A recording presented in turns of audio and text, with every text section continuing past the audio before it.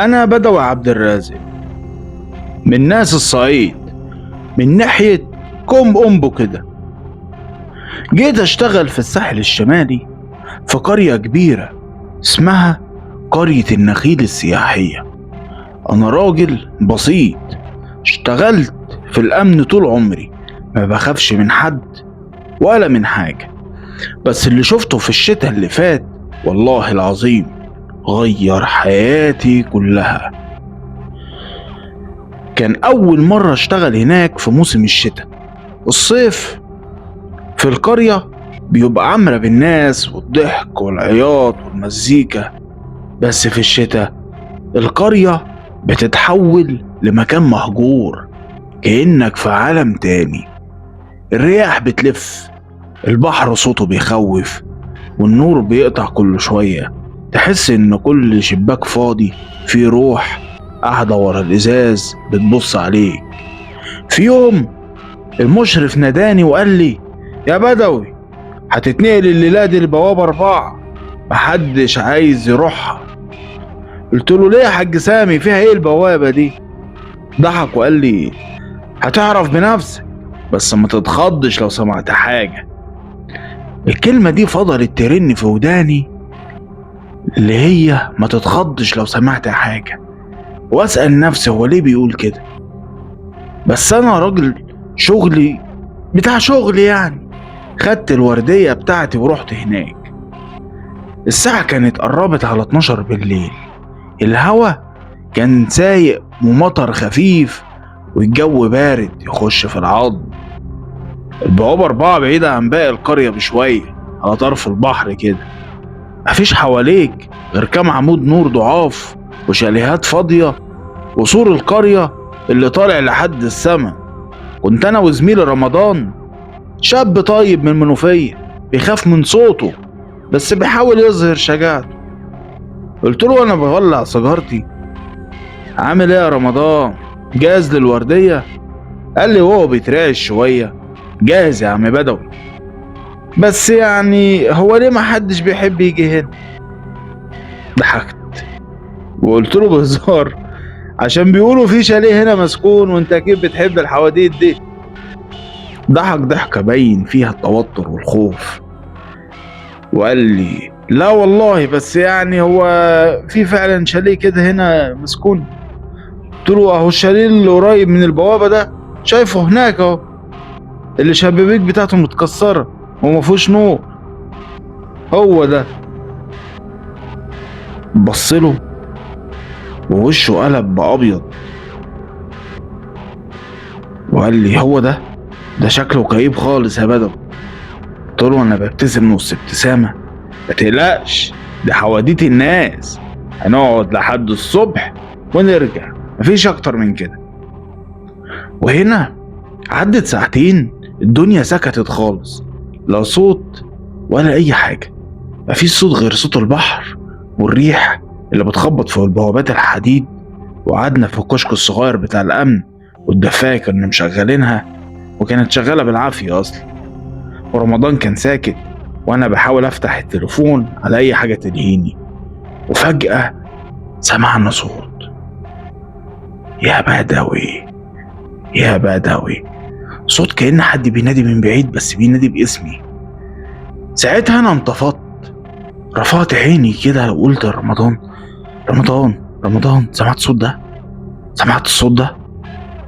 قال لي وهو بيبص حواليه: ايوه، في حد بينادي عليك. قلت له: انا مش بيتهيألي. بقول لك رمضان، ده اكيد الهوا، ما تركزش. مشكلة ان الصوت اتكرر تاني، وكان اوضح المرة دي، جاي من ناحية الشاليه. الصوت اللي وصل لي ساعتها وسمعنا احنا الاتنين: يا بدوي تعالى. كلمة يا بدوي تعالى اللي اتقالت دي احنا اترعبنا بعدها. لقيت بدوي بيقول لي: الحق، ده في حد بينادي عليك هناك. انا جمدت قلبي وقمت. قلت له: طب استنى، خليك هنا يا رمضان، هروح انا اشوف في ايه، يمكن في حد دخل الشاليه. قال لي: لا استنى، ما تروحش لوحدك. قلت له: يا عم ما تخافش، انا هعدي ابص بس دقيقتين وراجع، خليك. مشيت للشاليه وقربت منه، ولما وقفت قدامه الباب كان مفتوح نص فتحة، الهوا بيزقه كأنه بيندهني فعلا. المكان كله ساكت، حتى البحر صوته اختفى. لقيتني بقول: مين جوه؟ في حد هنا؟ أمن القرية، في حد هنا؟ لو حد جوه يظهر. مفيش صوت، بس ريحة غريبة طلعت من جوه، ريحة عفن قديم، كأن المية راقدة جوه المكان بقالها سنين. دخلت بحذر وماسك الكشاف بتاعي بإيديا. التراب مغطي كل حاجة، الحيطان متشققة، بس الغريب إن كان في أثر رجل مبلولة ماشية على الأرض، طالعة من جوه الأوضة ومكملة على السلم اللي بيودي لفوق. وقتها أنا قلبي بدأ يدق جامد. ساعتها كررتها تاني: مين هنا؟ ما تلعبوش معايا. مين؟ أمن القرية، لو في حد جوه يتكلم. مفيش حد رد. طمنت نفسي، قررت اطلع السلم. وطلعت السلم خطوة بخطوة. صوت الموج رجع، بس كأنه جاي من جوه البيت مش من البحر. لما وصلت فوق سمعت همس كده زي صوت ناس بتتكلم جوه الأوضة. فتحت الباب بهدوء، لقيت أوضة فيها مراية كبيرة متكسرة نصين، وباب شباك مفتوح على البحر. ولما الكشاف نور على المراية شفت حاجة خلت رجلي تتشل. شفت وشي في المراية، بس كان بيضحك وأنا ما كنتش بضحك. أنا ساعتها اتسمرت مكاني والكشاف وقع من إيدي. وساعتها اتهبد هبدة أنا اتفجعت منها وقلبي اتزلزل. سمعت ضحكة خفيفة كده جاية من ناحية بره، صوت راجل عجوز كده بيقول لي: رجعت يا بدوي، أنا مستنيك من زمان. ساعتها صرخت، لقيتني بقول: مين أنت؟ مين؟ بس مفيش رد. بس الشباك اللي ورايا اتقفل لوحده، أقصد اترزع لوحده. وريحة البحر بقت قوية جدا كأنها جوه صدري. الحيطان بقت عاملة صوت أنين وكأن في حاجة جواها بتتحرك. رجعت لورا وخرجت جري على طول وأنا بنادي: يا رمضان، يا رمضان، الحقني يا رمضان، لحد ما جريت بره الشاليه وأنا بتنفس بالعافية. رمضان جرى ناحيتي وقال لي: في ايه؟ في ايه وشك عامل كده ليه؟ في ايه؟ قلت له: انا لسه بتنهد. قلت له: في حاجه جوه، حاجه مش بشر، حاجه مش بشر يا رمضان. بيقول لي: بدوي، كنت طالع اجري من الشاليه وانا حاسس اني شفت الميت بعيني. قلبي كان بيخبط كانه هيكسر ضلوعي ورجليا بتترعش. رمضان لحقني ومسكني بيقول لي: في ايه يا بدوي؟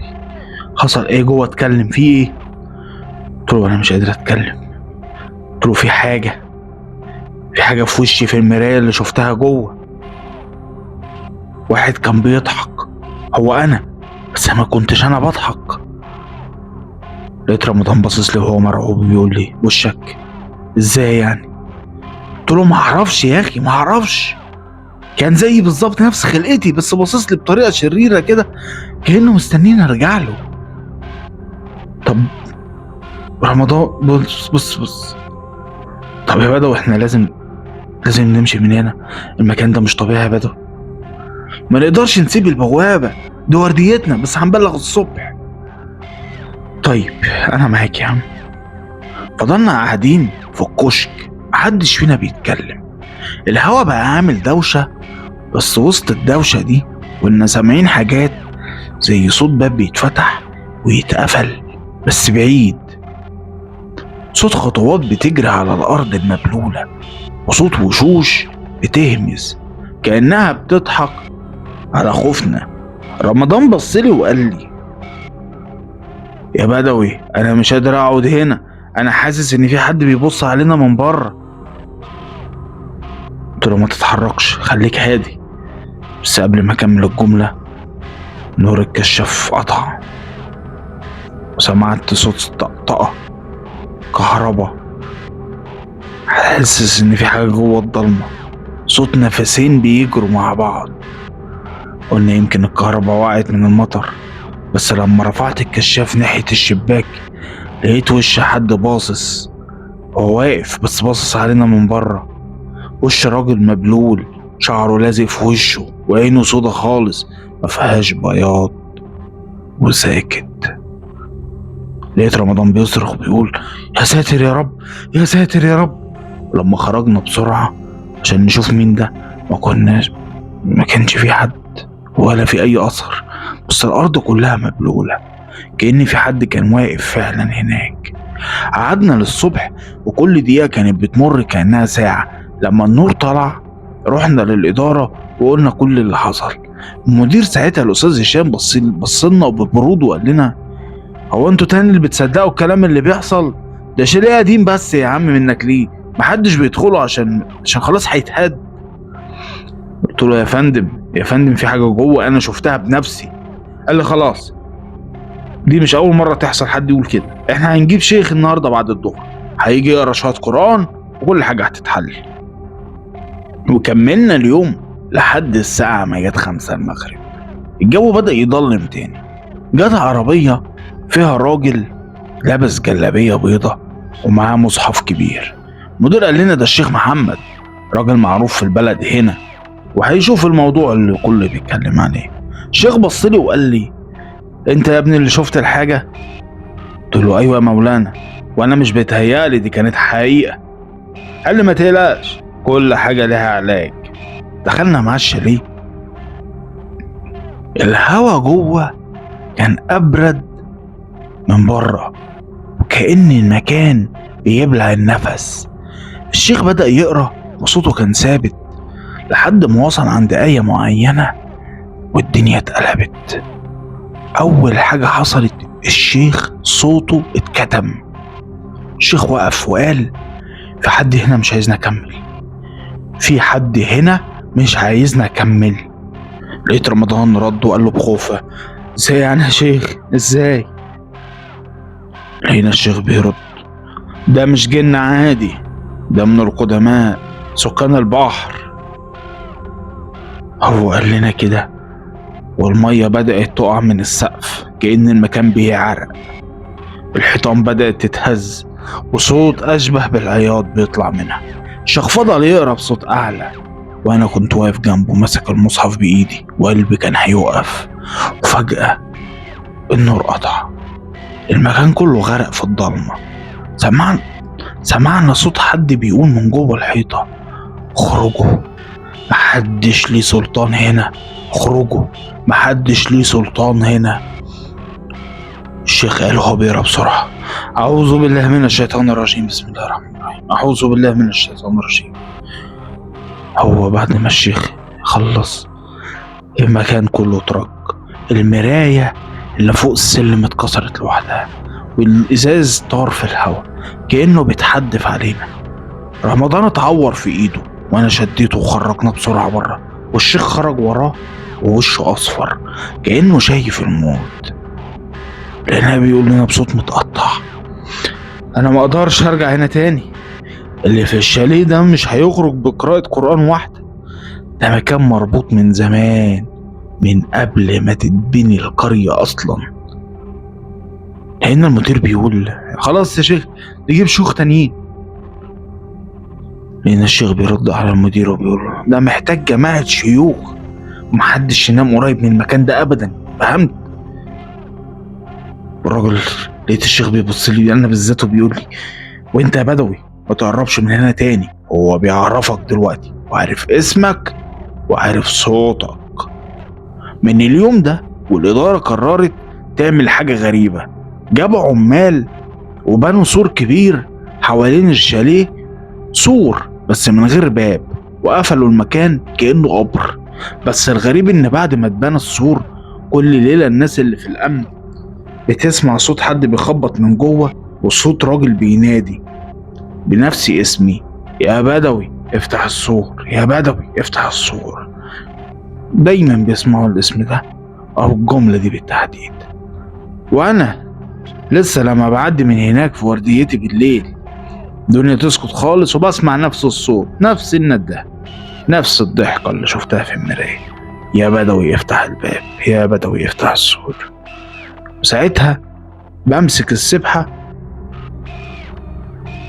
واقرا بصوت عالي، بس دايما بحس ان في عين بتبص عليا من جوه السور، عين مستنيه اللحظة اللي هضعف فيها. مرة سمعت بدوي بصوت منخفض: ولو اي حد فيكم راح الساحل الشمالي ولقى البوابة اللي مكتوب عليها رقم 4 في قرية النخيل، متقربش من الشاليه اللي وراه، لان اللي ساكن جواه لسه هناك.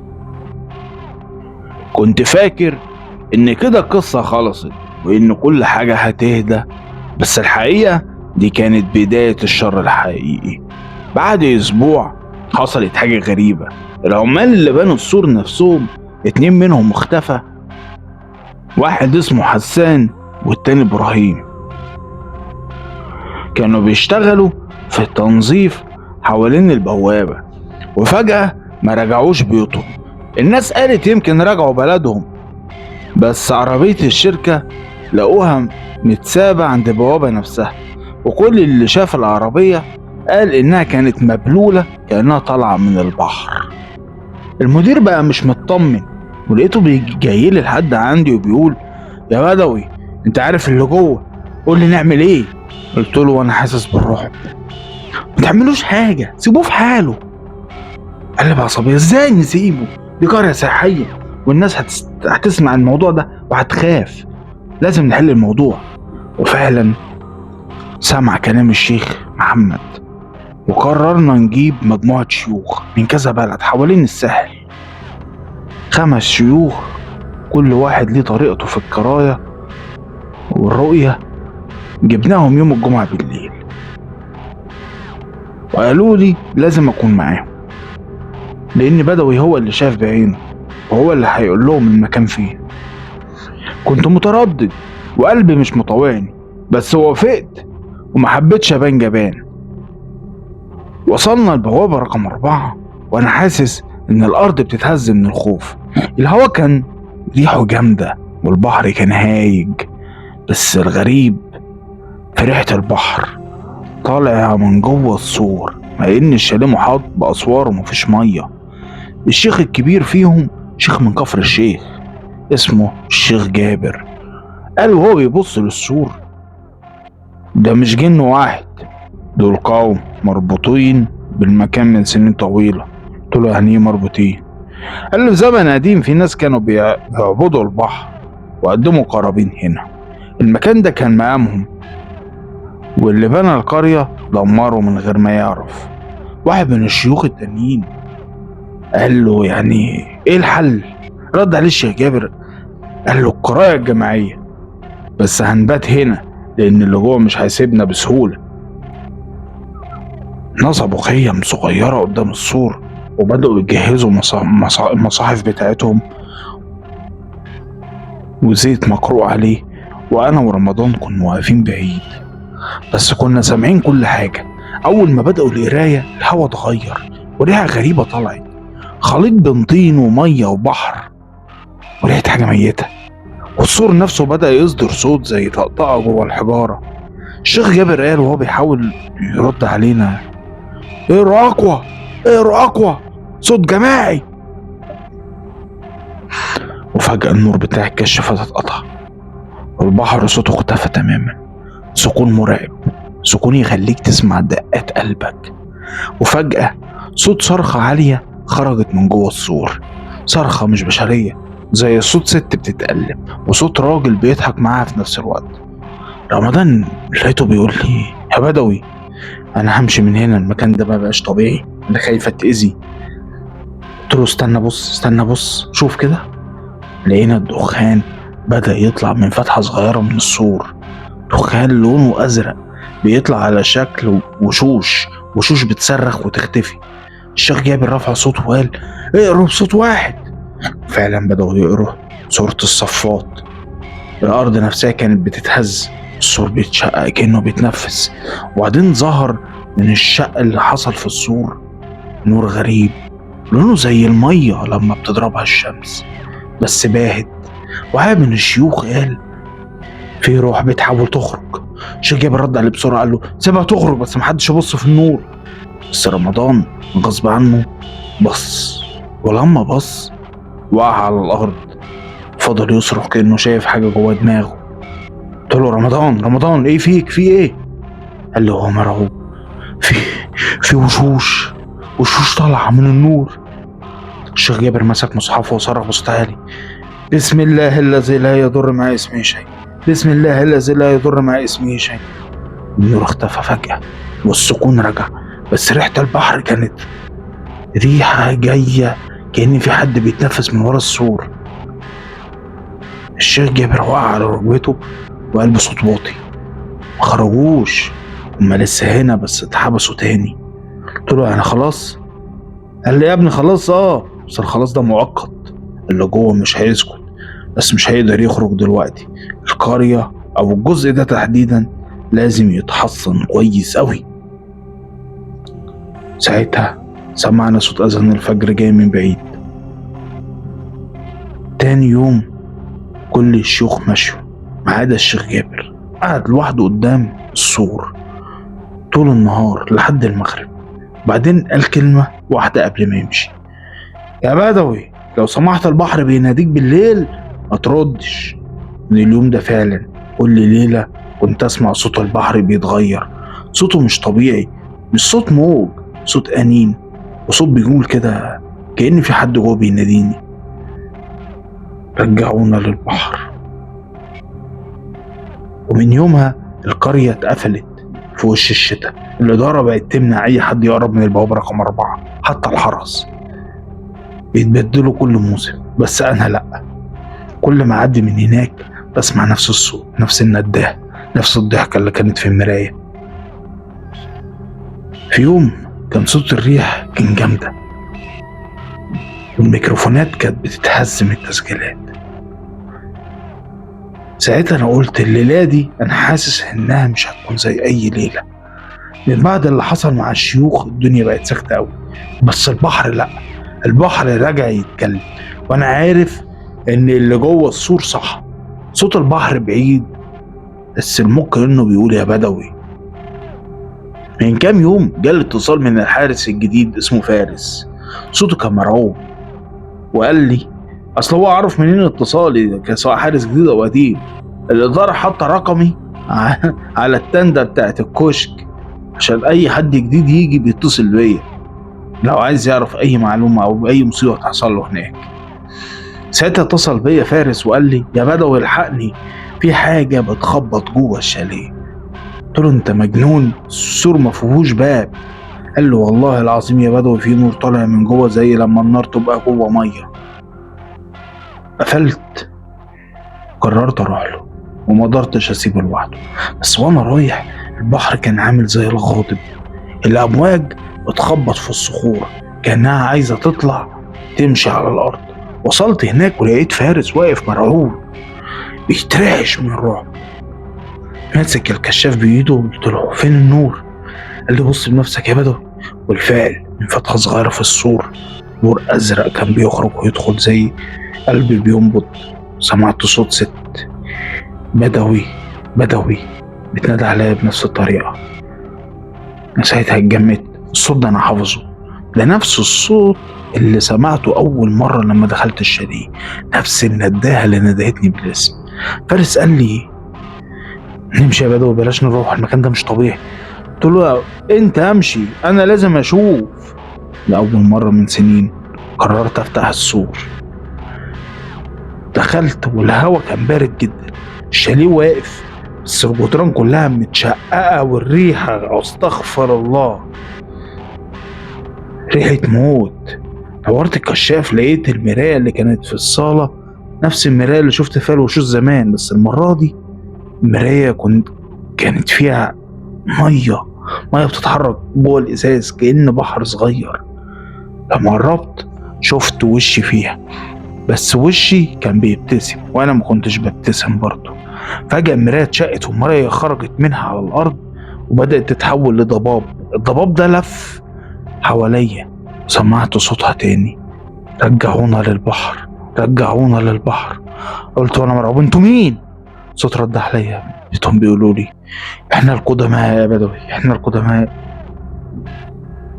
بس روحنا لسه مربوطة بالمكان واللي عبدونا راحوا. قلت: ابو شيوخ. قالت بصوت خشن وغاضب: حبسونا مؤقت يا بدوي، بس انت فتحت الباب من تاني يا بدوي. فجأة كل حاجة حواليا اتقلبت. الأرض بقت مية والمراية نورت. شفت البحر بيني جوا الشاليه. كنت واقف على الرملة وجثث بتطفو وتختفي ووشوش بتضحك. حاولت أخرج بس كل مرة أمد إيدي ألاقي نفسي برجع لنفس المكان. فضلت أقول: بسم الله الرحمن الرحيم، بسم الله، بسم الله الرحمن الرحيم. والصوت بقى صريخ عالي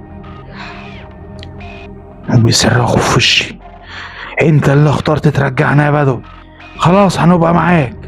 انت اللي اخترت ترجعنا يا بدوي، خلاص هنبقى معاك.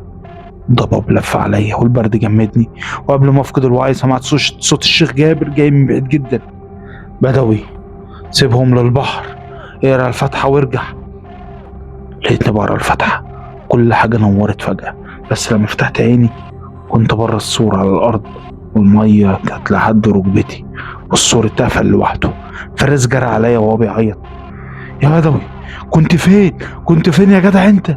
قلت له بصوت متكسر: انا رجعتهم خلاص يا فارس، خلاص البحر خدهم. ومن بعدها الشال اختفى. ايوه اختفى حرفيا من مكانه. الارض ارض فضاء، لا فيها سور ولا فيها طوبة واحدة.